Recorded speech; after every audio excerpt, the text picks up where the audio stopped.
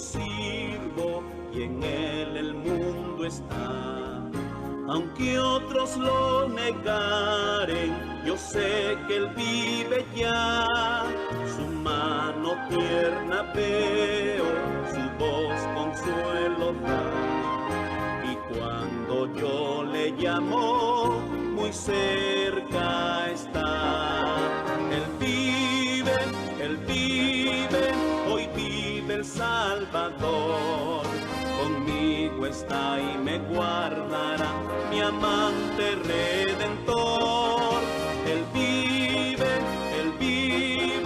e imparte salvación. Sé que Él viviendo está porque vive en mi corazón. Regocijaos, cristianos, oímos entonar eternas aleluyas, a Cristo el Rey cantar. La única esperanza es del mundo pecador. No hay otro tan amante como el Señor. Él vive, hoy vive el Salvador. Conmigo está y me guardará, mi amante redentor. Él vive, imparte salvación. Sé que Él viviendo está porque vive en mi corazón. Él vive, hoy vive el Salvador. Conmigo está y me guardará, mi amante redentor. Él vive, imparte salvación. Sé que Él viviendo está porque vive en mi corazón.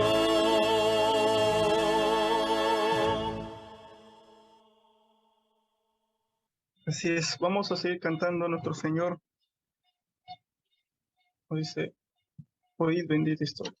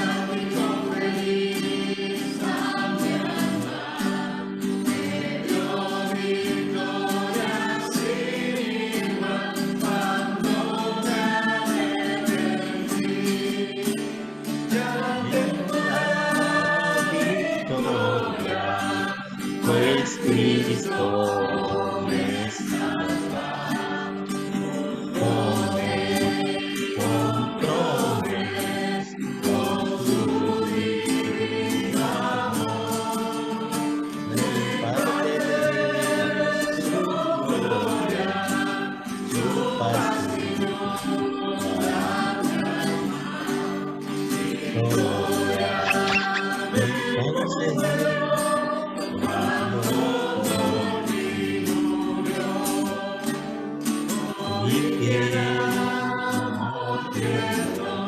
el Salvador.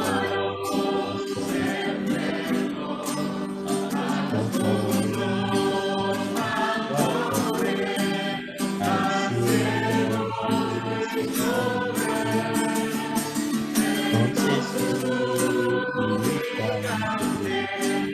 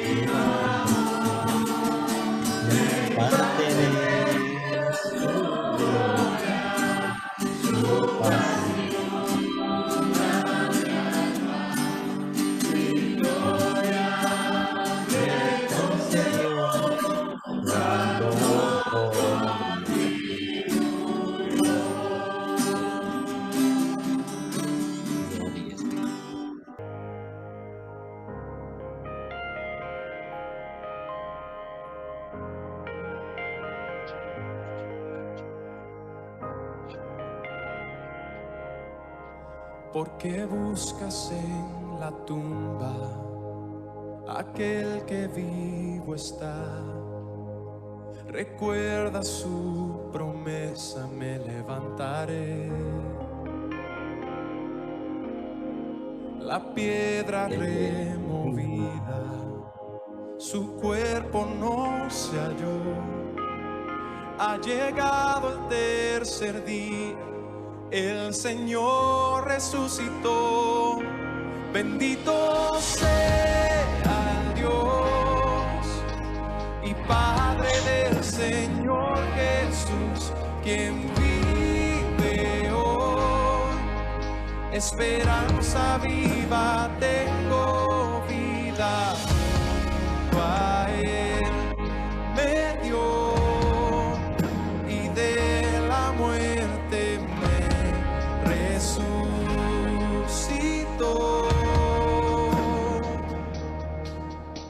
Perfecto sacrificio el Padre recibió, segura garantía de nuestra justificación.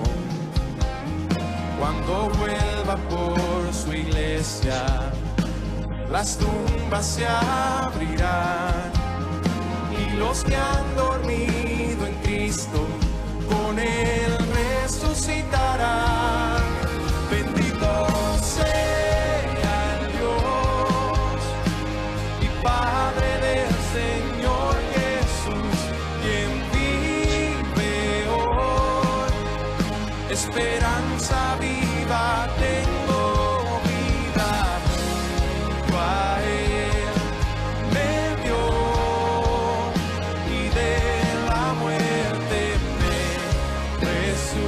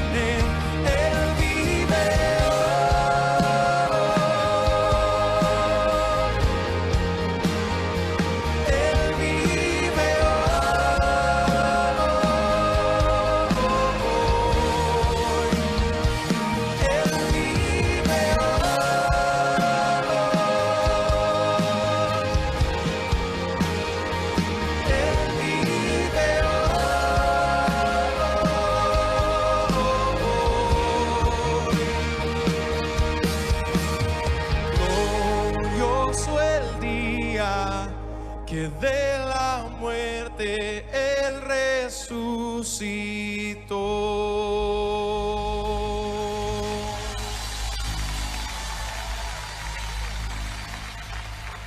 Hermanos, buenos días, un abrazo fraterno a la distancia.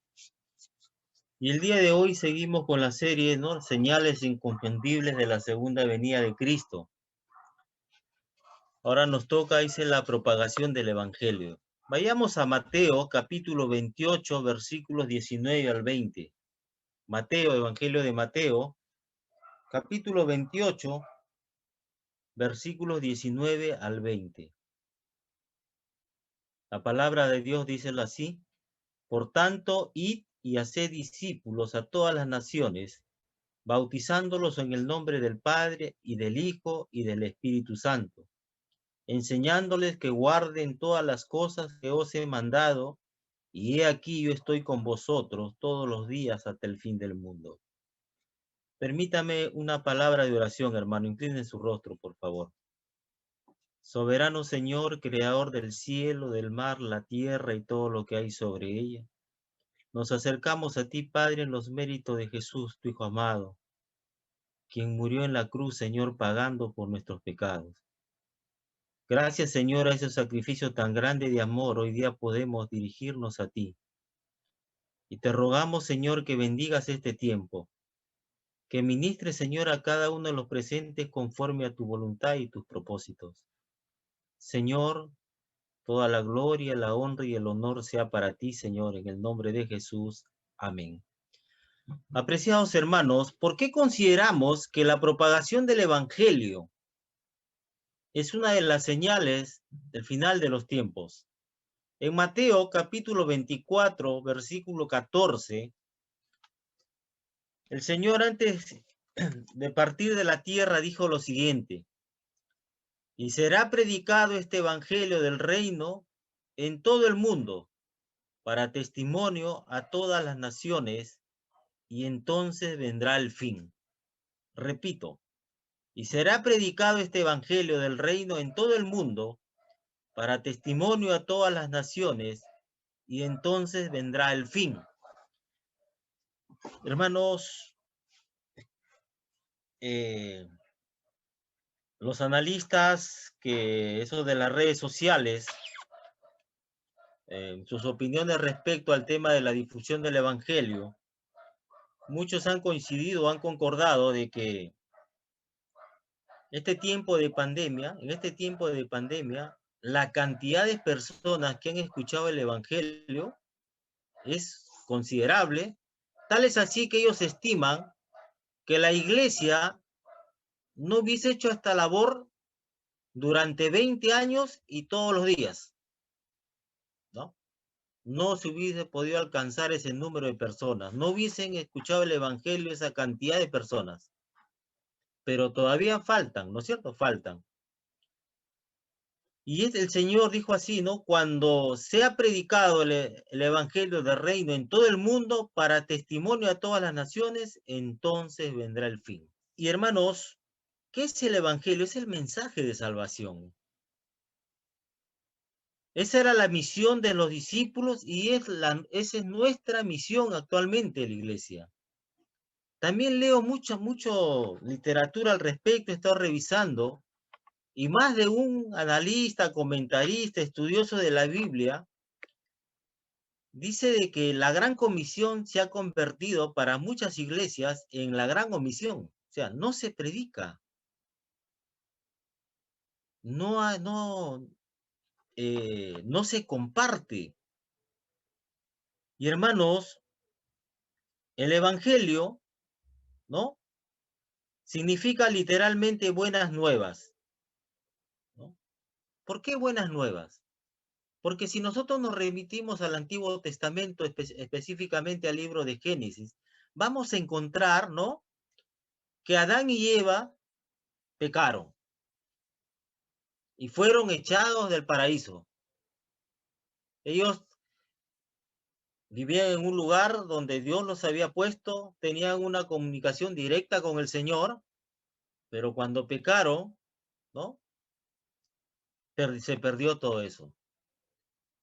Ahora, el pecado de Adán y Eva no consistió, como muchos dicen, en comer la manzana, sino en la desobediencia. El Señor le dio indicaciones precisas de qué árbol debían comer, de qué árboles podían comer y de cuál no, solamente de uno, pero ellos, ¿no es cierto?, desobedecieron.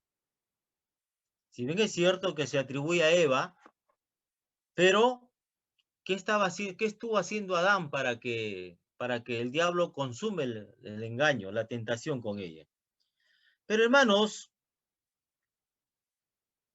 tenemos que tener en cuenta que por la naturaleza pecadora del hombre, él no busca ni puede buscar a Dios. Él no tiene el deseo de venir a Dios y de hecho su mente mantiene una hostilidad hacia Dios. Dios ha declarado en la Biblia que el pecado del hombre lo condena a una eternidad en el infierno, separado de él. Porque en el infierno es el lugar donde el hombre paga por el castigo, ¿no?, por pecar contra un Dios santo y justo. Ciertamente, estas serían las malas noticias si no existiera un remedio. Pero el remedio es el Evangelio, las buenas nuevas que tenemos que proclamar. Y cuando, hermanos, si nosotros nos remitimos a estudiar la palabra proclamar, vamos a ver que en los tiempos antiguos el rey nombraba a una persona para que proclame un edicto de parte de él en un determinado lugar, y a la persona que se le encargaba esta labor era un heraldo.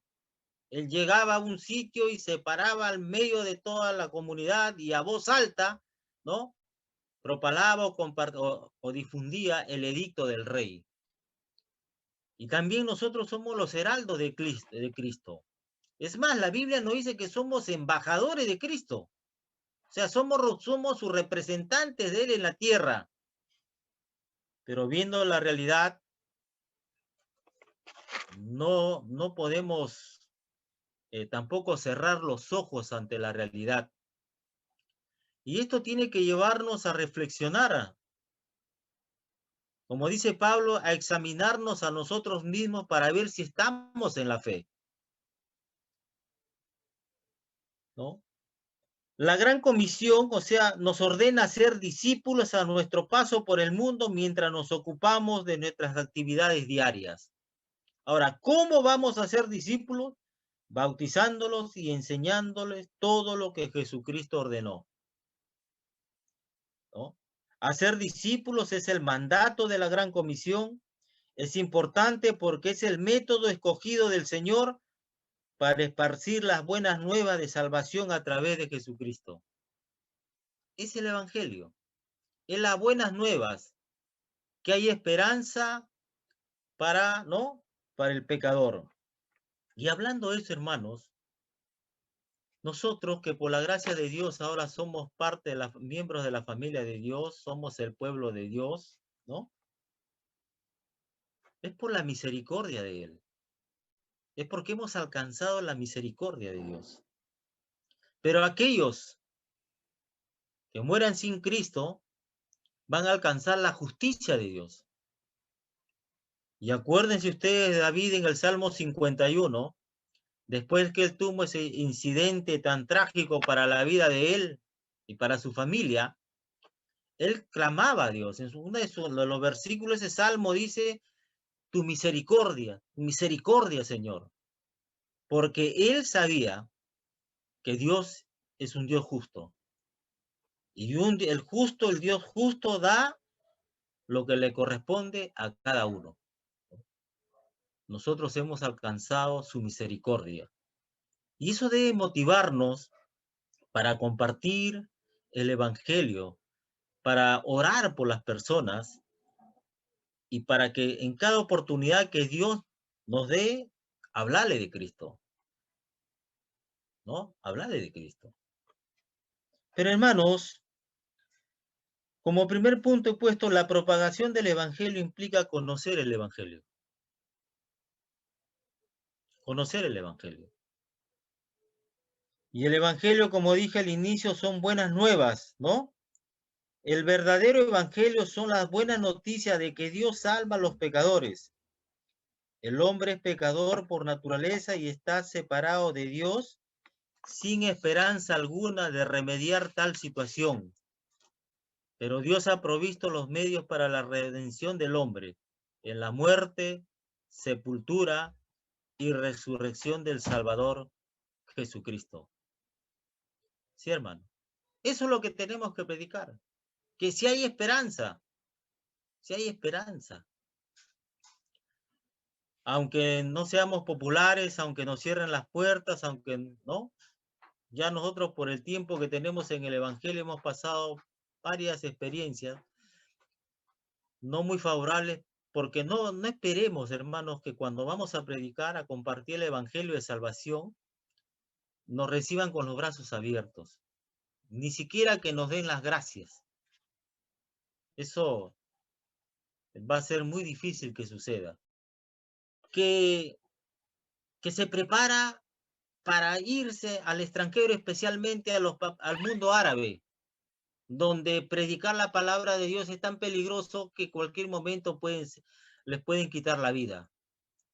Pero en este tiempo hay muchos jóvenes que se están preparando y tienen el deseo de ir al mundo árabe. ¿Cuál es la razón? ¿Por qué no solamente el Señor Jesucristo cuando estuvo en la tierra dijo, id por todo el mundo y predicar el evangelio a toda criatura? Sino que sigue levantando obras, personas que lleven el mensaje de salvación a lugares donde tienen una creencia diferente.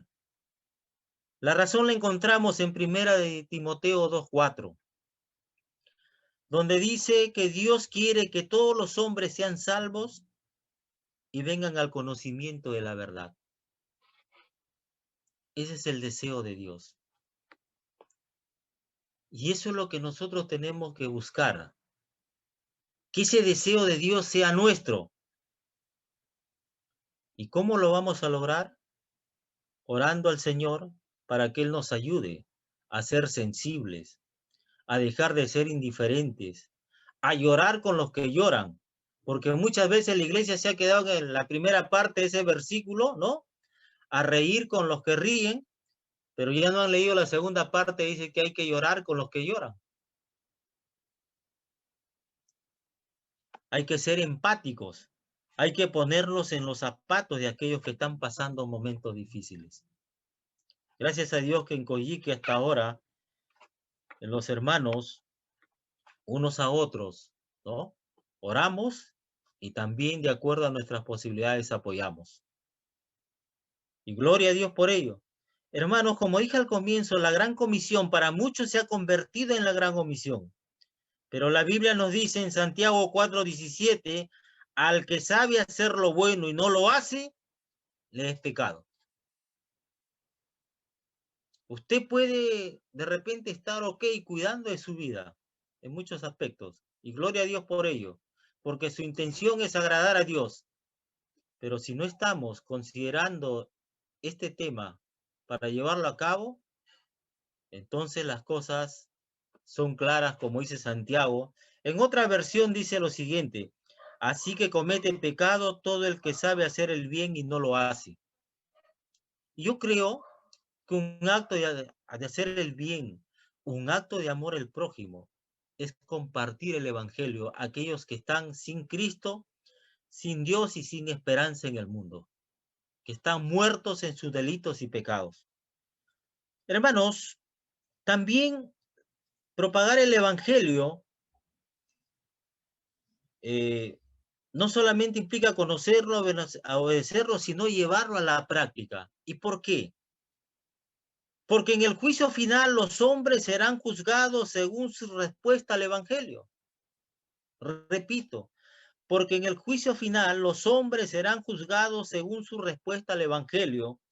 En la segunda carta a los hermanos de Tesalónica, capítulo 8, versículo 9, dice lo siguiente: para dar retribución a los que no conocieron a Dios, ni obedecen el evangelio de nuestro Señor Jesucristo, los cuales sufrirán pena de eterna perdición, excluidos de la presencia del Señor y de la gloria de su poder.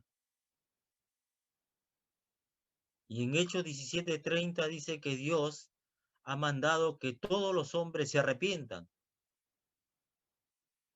se arrepientan. Y también en primera de Pedro 4:17 dice, porque es tiempo de que el juicio comience por la casa de Dios. Y si primero comienza por nosotros, ¿cuál será el fin de aquellos que no obedecen al Evangelio de Dios? Esa debe ser la razón por las cuales nosotros debemos hacer realidad, ¿no? Y parte de nuestra vida, la gran comisión. Al vecino, al hermano, ¿no es cierto? Al papá, a la mamá, a los hijos. Pero para que nos crean también tienen que ver que verdaderamente pues somos discípulos del Señor. Hermanos,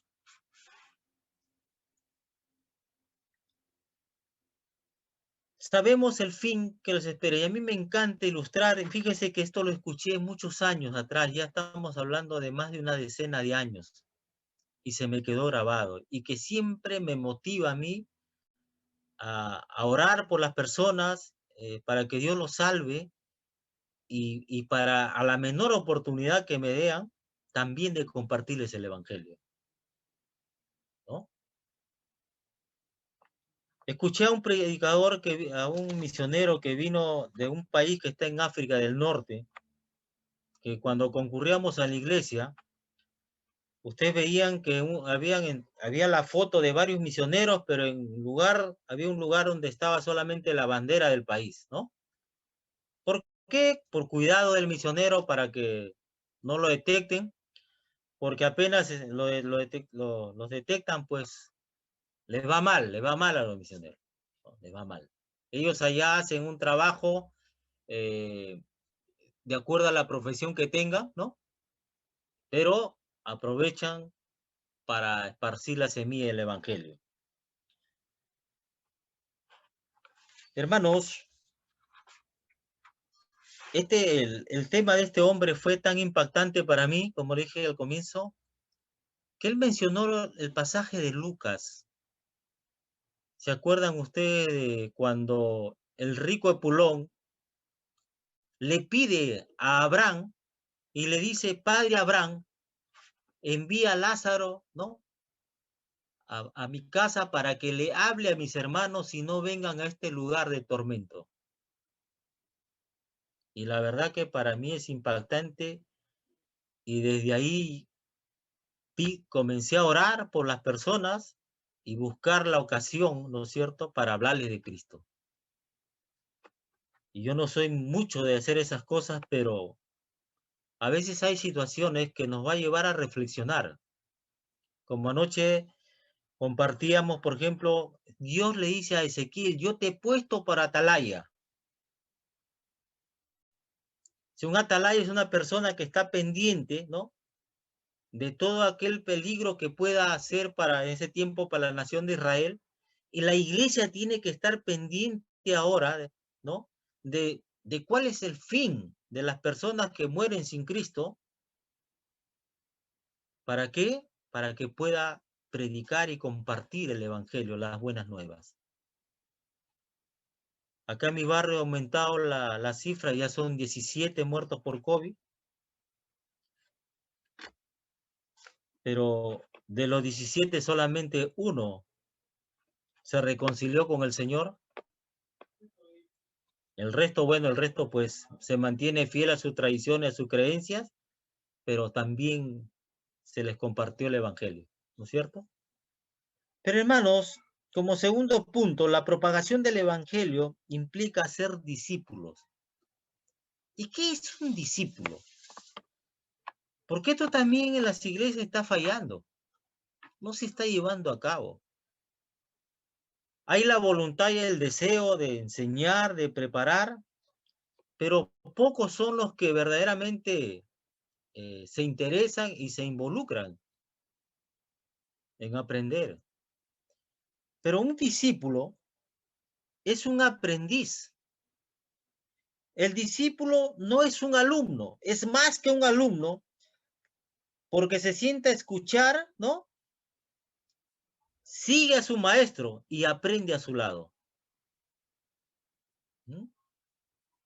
Repito, un discípulo es un aprendiz que se sienta a escuchar, ¿no es cierto? Que sigue a su maestro y aprende a su lado. Y a veces me preguntaba y decía, Señor, ante la poca acogida que hay de la capacitación, de los cursos que se dan, decía, Señor, ¿por qué? Porque las exigencias para seguir al Señor, ¿no es cierto?, son claras. Y la Biblia es clara. Primeramente, el discípulo, el que quiere es un discípulo del Señor, pone al Señor por encima de todo, por encima de su familia, ¿no? O sea, le da el lugar que le corresponde, o sea, el primer lugar.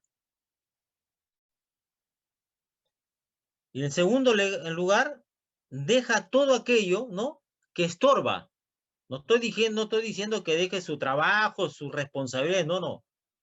Pero hay cosas que cada uno de nosotros sabemos que nos quita el tiempo, nos roba el tiempo. Y la Biblia nos dice que aprovechemos bien el tiempo porque los días son malos. Hermanos, dice, el Señor dijo, el que quiere venir en pos de mí, ¿no?, niéguese a sí mismo, tome su cruz cada día y sígame. Eso es el que hace el discípulo. ¿Por qué? Porque quiere aprender. Sigue a su maestro, está a su lado. Pero también, hermanos, permítanme en esta mañana compartirles algunas de las características de los discípulos. ¿Quiénes son los que se involucran en esta tarea? En primer lugar, son aquellos que están seguros de su salvación y por ende son guiados por el Espíritu Santo. Repito, una de las características de un discípulo es que está seguro de su salvación y es activado por medio del Espíritu Santo que mora en él.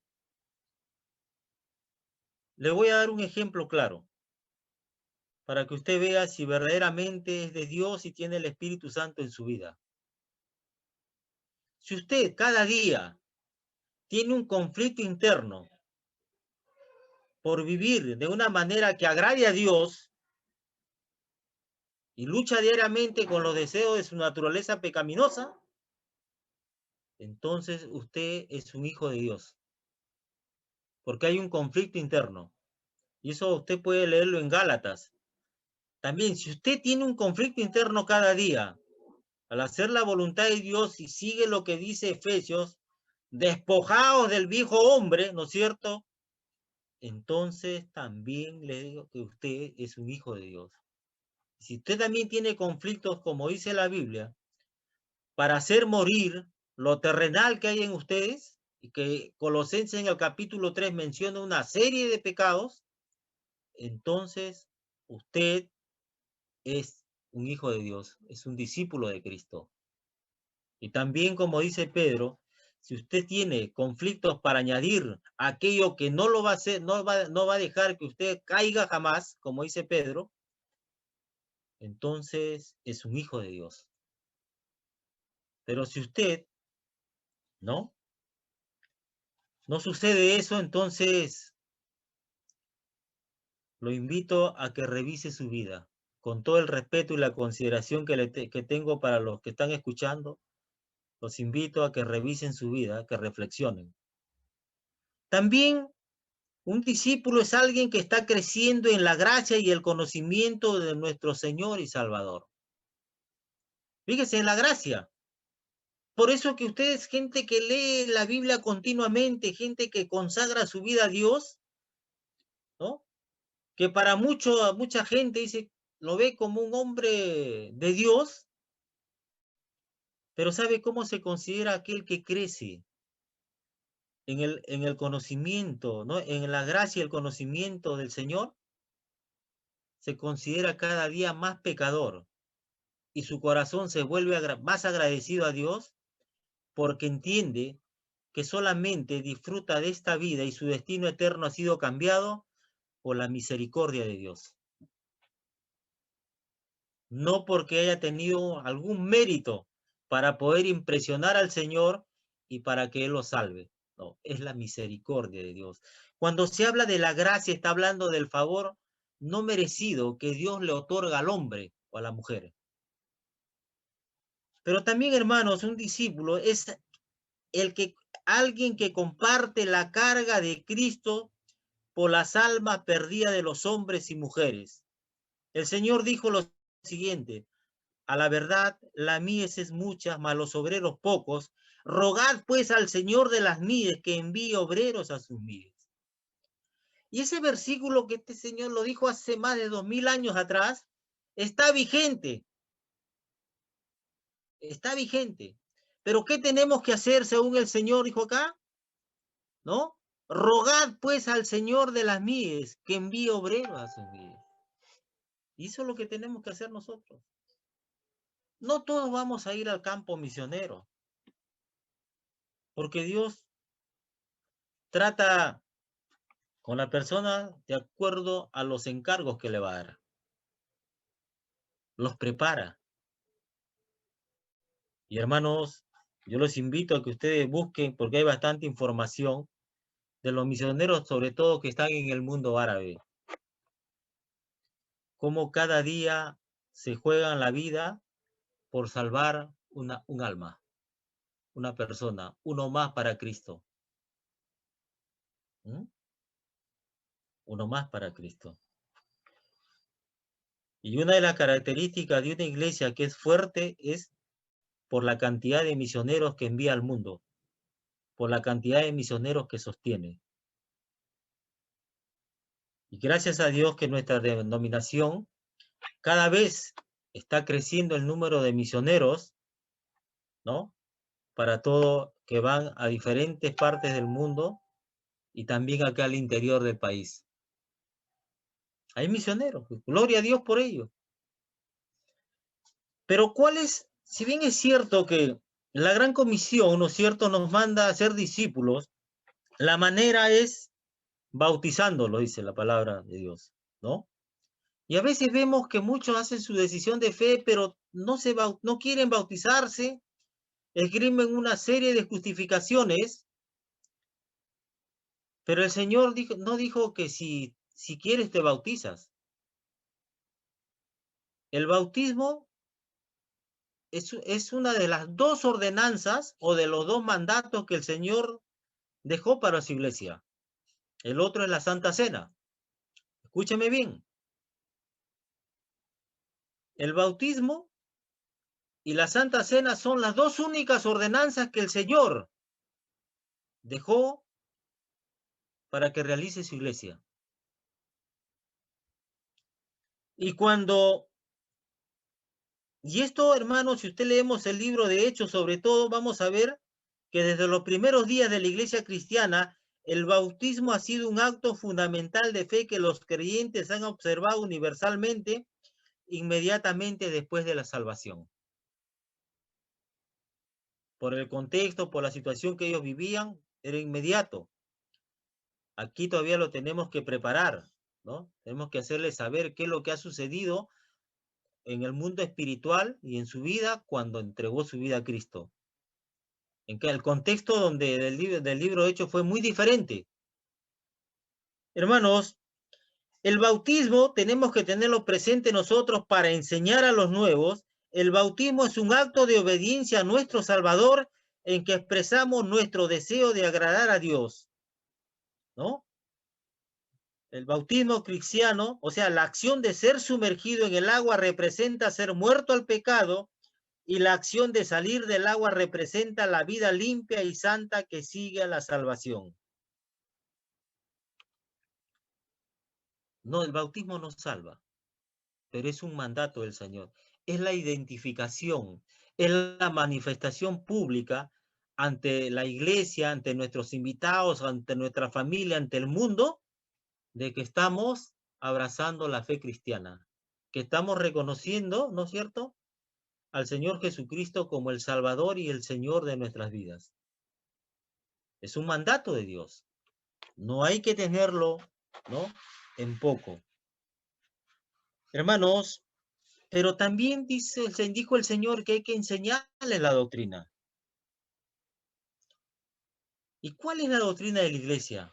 Porque a veces, hermano, uno escucha tantas cosas, hermano, que verdaderamente me da mucha pena a mí, sobre todo en las redes sociales, cuando veo de que gran cantidad de personas, porque son iglesias que construidas para 10.000, 15.000 personas,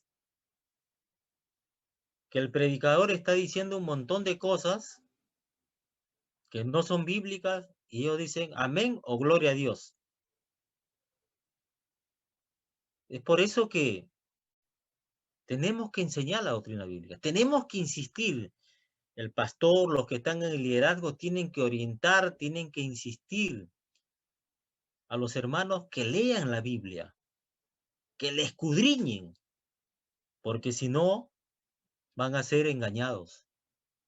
Y eso lo podemos ver a través de las últimas noticias de la iglesia, que una iglesia que en el Distrito de Independencia consumó el engaño, esa persona que estaba al frente de esa obra, porque la congregación no escudriñaba las escrituras. No escudriñaba las escrituras. La doctrina bíblica que se enseña, hermano, ¿qué nos enseña? La naturaleza y el carácter de Dios, el camino de la salvación por medio de fe, la instrucción para la iglesia, la norma de santidad de Dios para nuestras vidas. Hermanos, si yo solamente digo que si crees en el Señor Jesucristo, eres salvo, y no le enseño la otra parte, o sea, las exigencias, ¿no?, de Dios para todo aquel que abraza a todo a quien salva, entonces estoy dando un evangelio incompleto. Y a veces uno lo hace cuando recién comienza. A mí me pasó un caso curioso, lo compartí anoche y varias veces ustedes me han escuchado, pero para gratificar esto lo menciono nuevamente, para graficar este ejemplo. Yo tuve una experiencia muy buena cuando llevé el curso de matrimonios. Espectacular. Yo tuve la oportunidad, así, escúcheme, de ser destrozado por la palabra de Dios. Que todos mis argumentos, mis creencias, mis costumbres, todo fue al suelo, fueron así derribados por la palabra de Dios. Dios usó a un hermano que estaba al frente del grupo y me destrozó todo. Entonces, cuando yo después terminé, ¿no?, el curso, cuando había, por ejemplo, problemas de familia, ¿no?, de matrimonios, yo me acercaba a la persona, a la familia, al amigo, al vecino, ¿no?, o al que me escuchase, compañero de trabajo, que siga el curso de matrimonios, porque eso le iba a ayudar, ¿no es cierto?, a transformar su relación y por ende su familia. Hasta que un día leyendo la Biblia me di cuenta que estaba equivocado en mi forma de presentar, ¿no es cierto?, el Evangelio. Porque no es el curso el que salva, no es el curso el que te transforma, sino es Jesucristo el Señor, el Rey de Reyes y Señor de Señores, el que transforma vidas, el que nos hace un nuevo ser, una nueva creación.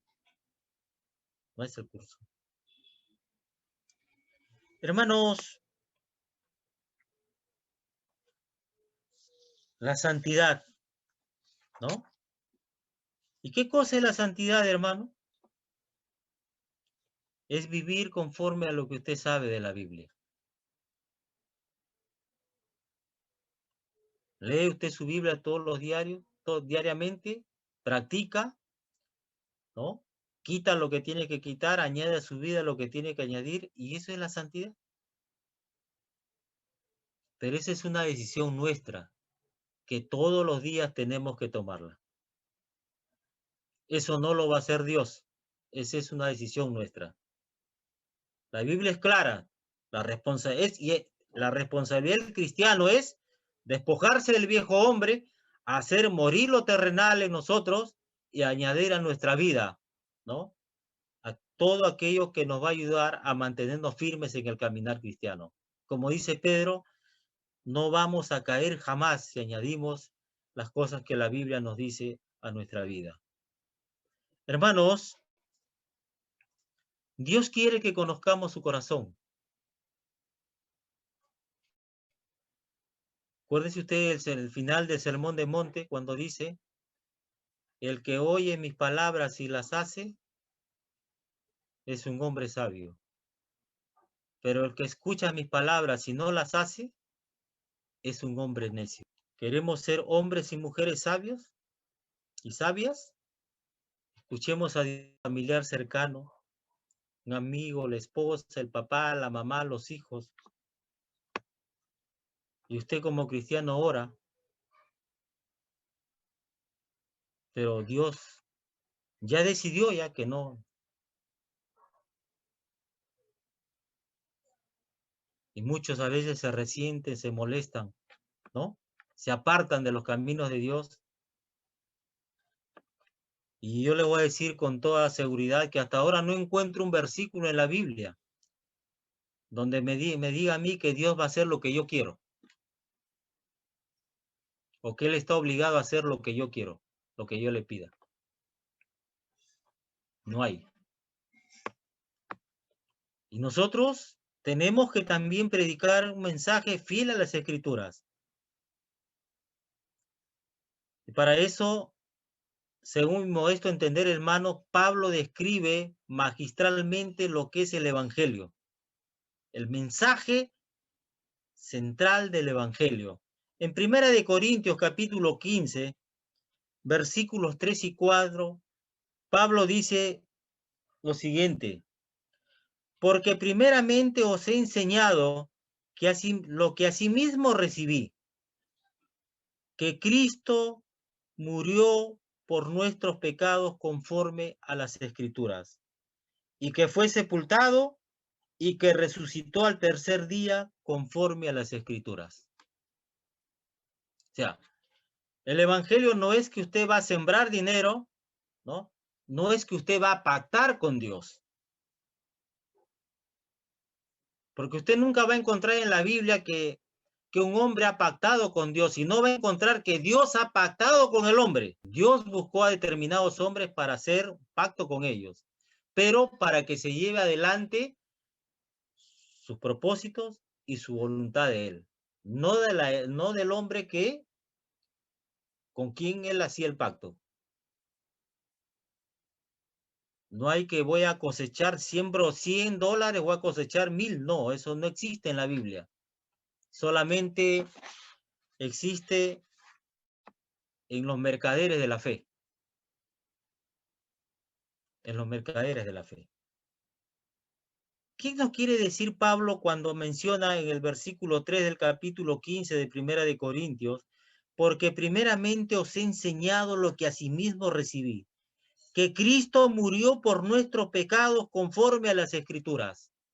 O sea, está diciendo Pablo que Cristo ocupó nuestro lugar en la cruz, que la cuenta que nosotros teníamos que pagar, Él la pagó. Que esa era la única manera de que las demandas de Dios, la ira de Dios sobre la humanidad, pudiera ser satisfecha. No había otra manera. Por eso es que mismo Pablo dice, al que no conoció pecado, lo hizo pecado por nosotros para que alcanzáramos la justicia. Por eso es que en Romanos 5:1 dice, justificados pues por la fe, ¿no? Tenemos paz con Dios. O sea, quiere decir que antes que éramos enemigos, ¿no es cierto?, de Dios. La Biblia dice que Cristo nos reconcilió. Sí, para eso murió en la cruz, para reconciliarnos, ¿no? Y si necesitamos reconciliarnos, significa que nuestra relación con Dios estaba rota. no había manera de que el hombre, ¿no?, se acerque a Dios. Y le dije, hermano, por experiencia, yo he caminado hacia un peregrinaje durante 11 años a un distrito de Lima. 11 años, porque había escuchado tantas cosas, lo milagroso que era el Señor. Usted caminaba, ponía su cara de buena persona, los 2 días de caminata, llegaba al pueblo y el pueblo se convertía en Sodoma y Gomorra. 11 años estuve ahí, caminando. Hasta que un día, Dios en su misericordia me hizo entender que estaba yendo por las puras. Estaba yendo por las puras. Hermanos, Romanos 5:10 nos dice que éramos enemigos de Dios. Dice, porque si siendo enemigos fuimos reconciliados con Dios por la muerte de su Hijo, mucho más estando reconciliados seremos salvos por su vida. Por eso murió, ocupó nuestro lugar en la cruz, para reconciliarnos con su Padre. Pero también, hermanos, todo lo que hemos abrazado la fe, todos los que hemos creído en esa grande obra de amor a favor de la humanidad, porque está dispuesta para todos, ¿no? Pero Pablo dice que es para los que creen. Juan también dice, porque de tal manera amó Dios al mundo, ¿no?, que ha mandado a su Hijo unigénito, para que todos los que crean en Él no se pierdan, mas tengan vida eterna. Crean en Él. No es que porque Él ha muerto a favor de la humanidad, ya está, es para todos, no, es para los que creen en Él. Tal es así que en Juan 15:15 dice, ya no os llamaré siervos. Ahora dice, nos llama amigos, ¿no? Amigos. O sea, ha cambiado nuestra situación. De enemigos de Dios, ahora somos amigos de Dios. Pero no solamente, no es sin condiciones, porque el Señor dijo, ustedes serán mis amigos si hacen lo que yo les mando. ¿Queremos ser amigos de Dios? Lo que hemos alcanzado, la misericordia de Dios, tenemos que hacer lo que Dios nos manda. Y fue sepultado, dice, ¿no? Fue sepultado. Sí, leemos los evangelios. Yo he tomado de Mateo capítulo 28, del 57 al 61. Dice, José de Arimatea lo sepultó en un sepulcro nuevo que había labrado en una peña, ¿no? Los principales sacerdotes y los fariseos solicitaron a Pilato una guardia ante la tumba. O sea, que este hecho se dio. El entierro se dio, ¿no? No solamente pidieron una guardia, sino también ellos mismos aseguraron el sepulcro, sellando la piedra y poniendo la guardia, ¿no?, para que cuide. Porque ellos decían, cuando fueron ante Pilato, le dijeron, no queremos, ¿no?, porque que sus discípulos se lo lleven y después digan que él ha resucitado, porque consideraban al Señor un engañador. O sea, y acá viene lo interesante, lo que estamos celebrando hoy día. Resucitó al tercer día, conforme a las Escrituras. ¿Y por qué Pablo pone conforme a las Escrituras? Porque esto ya había sido profetizado años atrás, muchos años atrás. Y nosotros es importante creer en la resurrección de Cristo, porque es el fundamento, es la base de la fe cristiana. Porque si Pablo mismo dice, si Cristo no resucitó, vana es nuestra fe, vana es nuestra predicación. Y estaríamos, ¿no?, muertos en nuestros pecados. Igual, no habría esperanza. Y este hermano siempre se ha querido negar u ocultar la resurrección del Señor. Porque inclusive las autoridades de aquel tiempo sobornaron a la guardia para que digan que sus discípulos lo habían hurtado.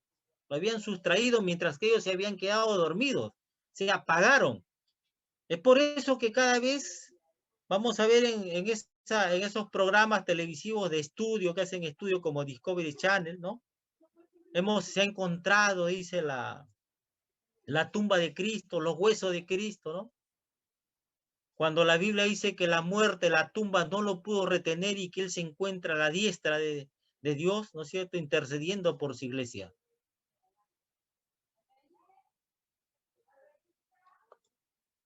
Vamos a analizar por qué es importante la resurrección de Jesucristo.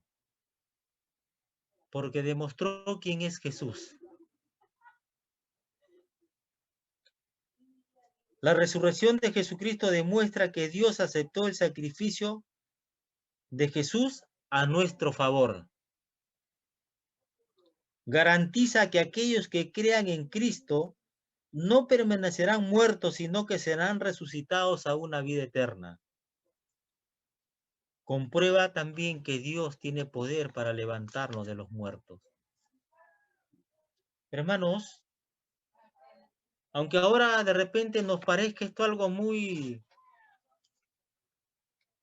no muy trascendente, pero sí creó preocupación, tristeza sobre el destino de aquellos que mueren, que habían muerto antes de la venida del Señor, ¿no? Como puede suceder en este tiempo.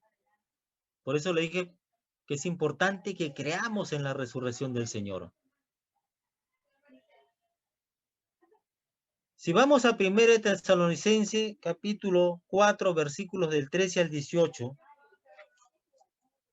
esto había sido un problema en la iglesia de Tesalónica. Pablo se dirige de esta manera a los hermanos. Tampoco queremos, hermanos, que ignoréis acerca de los que duermen, para que no os entristezcáis como los otros que no tienen esperanza. Para ellos el retorno del Señor era inminente. Tal es así que si usted lee con detenimiento esta carta va a ver que hay gente que decía, bueno, el Señor ya viene, se abandonaron, ¿no? Ya viene el Señor, ¿para qué trabajar? ¿Para qué hacer las cosas? Y el Señor fue claro que dijo, el que no trabaja, que no coma, ¿no? Y pongan orden en su vida. O sea, fíjese que esto a ellos los ponía tristes.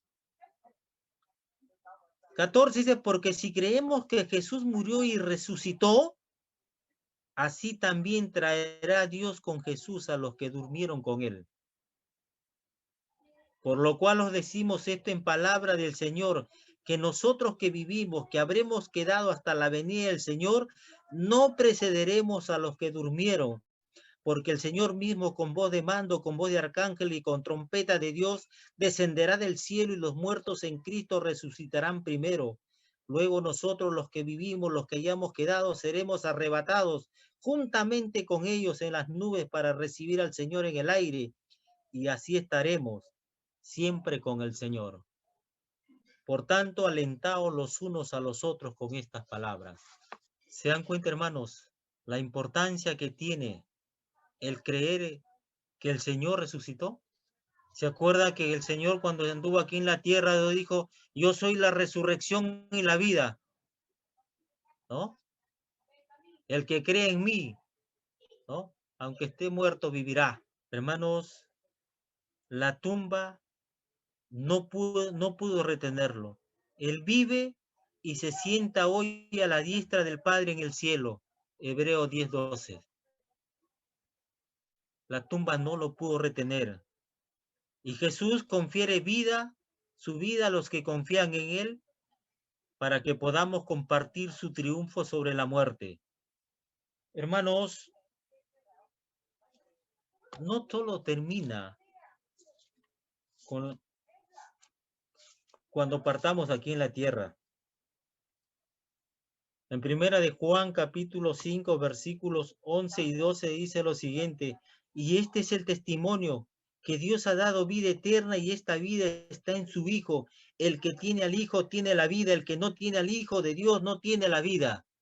Hermanos, por eso si usted lee primera de Corintios, del capítulo 15, del versículo 53 al 57 va a encontrar, ¿no?, que la victoria, ¿no?, ha devorado a la muerte. La victoria de Cristo en la cruz ha devorado a la muerte. Ahí dice, sorbida está la muerte, pero quiere decir que la victoria de Cristo en la cruz devoró a la muerte, derrotó a la muerte. Y esa es la esperanza de todos nosotros, que un día estaremos en la presencia de Dios. Hermanos, pero si bien es cierto que la propagación del Evangelio, la difusión del Evangelio, requiere que conozcamos las Escrituras, ¿no?, que hagamos discípulos y que se dé un mensaje fiel, pero también, hermanos, para concluir, digo, debemos estar dispuestos y ser arriesgados. No le estoy diciendo que sean pasivos, arriesgados para compartir el Evangelio, proclamar el Evangelio de salvación a través de Jesucristo a tus amigos y familiares. ¿Qué tenemos que decirle?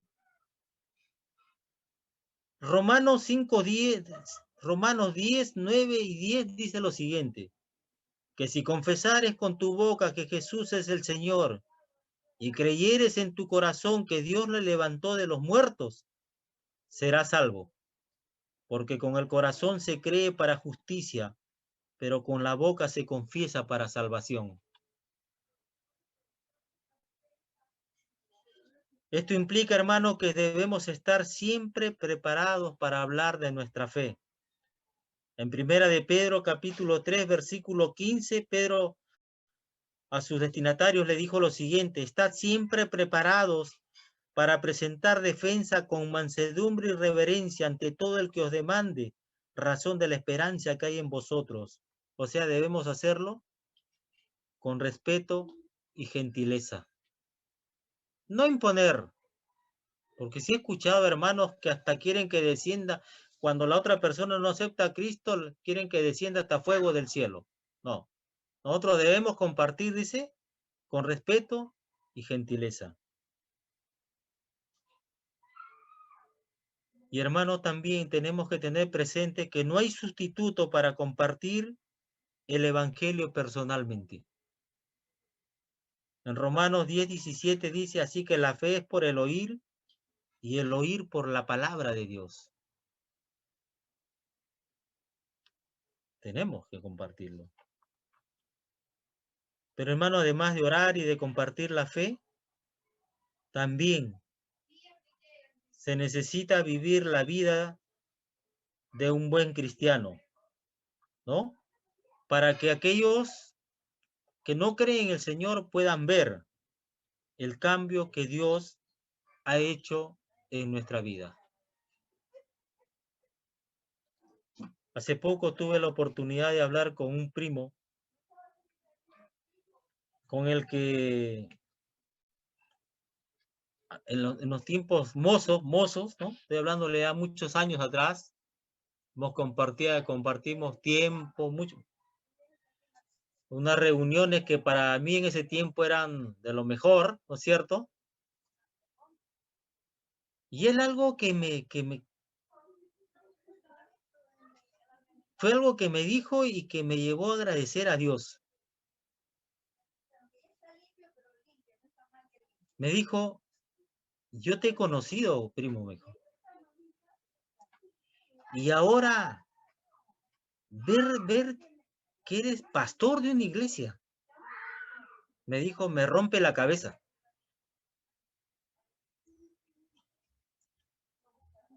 Y yo solamente le dije, cuando el Señor te alcanza con tu misericordia, nunca más vuelves a ser igual. Y le sugerí que lea el capítulo 9 de Hechos, donde está el encuentro de Pablo, ¿no?, con el Señor en el camino a Damasco. Este hombre que tú, si lo lees, él era un asesino, un perseguidor de la iglesia. Y después todos sabemos, digo, todo lo que hizo, todo lo que tuvo que pasar para predicar el Evangelio. Hermanos, que el Señor mueva nuestros corazones para sobrinos, cuñados, suegros, que no creen en el Señor. No nos callemos. Dice la Biblia que Dios va a pagar a cada uno conforme a sus obras.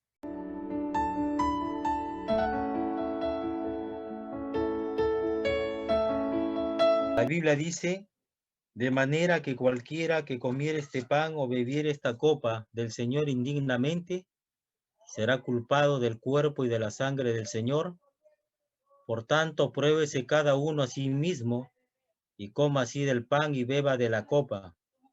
Porque el que come y bebe indignamente, sin discernir el cuerpo del Señor, juicio come y bebe para sí. Por lo cual hay muchos enfermos y debilitados entre vosotros, y muchos duermen. Si pues nos examinásemos a nosotros mismos, no seríamos juzgados, mas siendo juzgados somos castigados por el Señor, para que no seamos condenados por el mundo. Dice la Escritura, porque yo recibí del Señor lo que también os he enseñado, que el Señor Jesús la noche que fue entregado tomó pan, y habiendo dado gracias lo partió y dijo, tomad, comed, esto es mi cuerpo que por vosotros es partido, haced esto en memoria de mí. Participemos del pan, hermanos.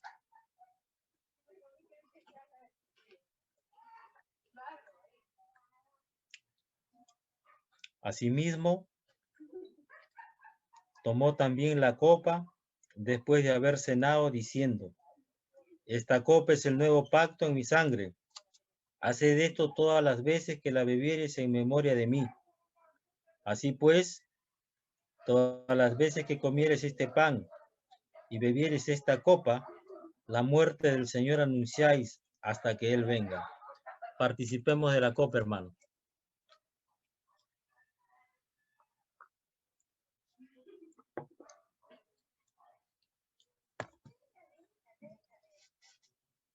Oh soberano Señor, gracias. Gracias, Señor, por tu grande amor, por tu fidelidad, por tu misericordia, por tus bendiciones, Señor. Gracias por habernos salvado. Gracias por haberte dignado mirarnos, extendernos tus manos y rescatarnos de la vida que llevamos.